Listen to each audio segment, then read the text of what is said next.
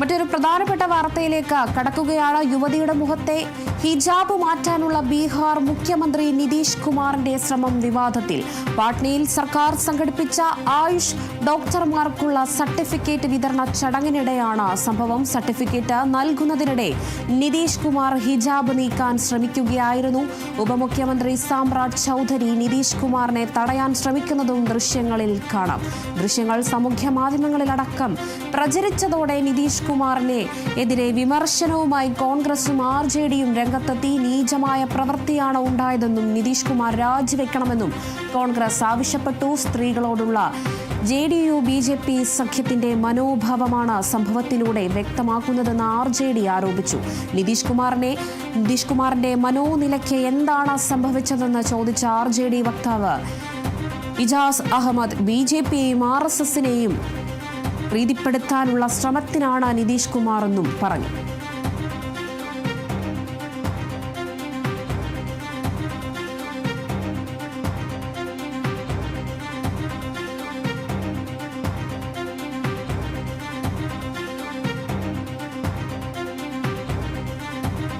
ദൃശ്യങ്ങളിൽ വ്യക്തമാണ് പെൺകുട്ടിയുടെ മുഖത്തെ ഹിജാബ് നീക്കാൻ അല്ലെങ്കിൽ ഹിജാബ് താഴ്ക്കാനുള്ള ശ്രമം അതിൽ വ്യക്തമായും കാണുന്നുണ്ട്. അത് തടയുന്നതും സൈഡിൽ നിന്ന് നമുക്ക് കാണാൻ കഴിയുന്നുണ്ട്. സർട്ടിഫിക്കറ്റ് നൽകിയതിനു ശേഷം ഹിജാബ് ചൂണ്ടിക്കാണിച്ചതിന് ശേഷം ഹിജാബ് മുഖത്ത് നിന്ന് താഴേക്ക് വലിക്കുന്നതും കാണാൻ കഴിയുന്നുണ്ട്.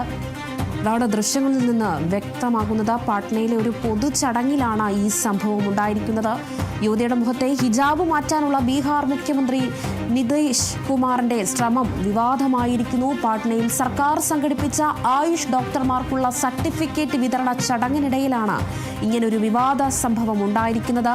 സർട്ടിഫിക്കറ്റ് നൽകുന്നതിനിടെ നിതീഷ് കുമാർ ഹിജാബ് നീക്കാൻ ശ്രമിക്കുന്നത് ദൃശ്യങ്ങളിൽ നിന്ന് വ്യക്തമാണ്. ഉപമുഖ്യമന്ത്രി സാമ്രാജ് ചൌധരി നിതീഷ് കുമാറിനെ തടയുന്നതും ആ ദൃശ്യങ്ങളിൽ കാണാൻ കഴിയുന്നുണ്ട്.